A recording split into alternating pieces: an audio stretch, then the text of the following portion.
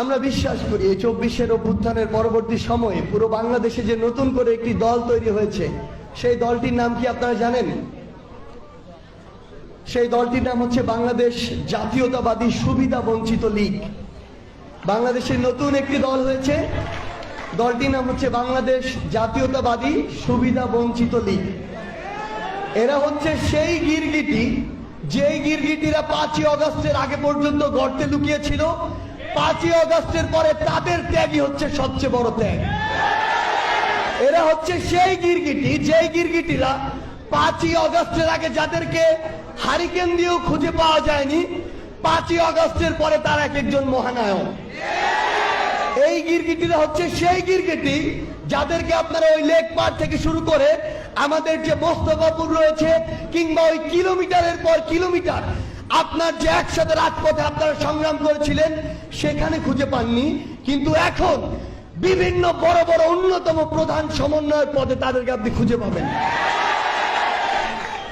সবচেয়ে বড় কথা হচ্ছে, আমাদের জন্য সবচেয়ে বড় থ্রেট হচ্ছে এই গিরগিটিগুলো।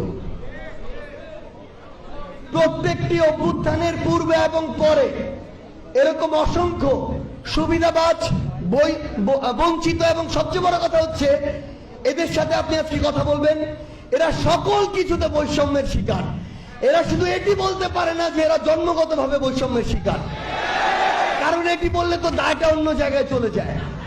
সবচেয়ে বড় কথা হচ্ছে এরা এতটাই ভণ্ড, আপনি এদেরকে দেখবেন শুধুমাত্র ব্যক্তিগত স্বার্থের জায়গা থেকে সকল জায়গায় তদবির করতে।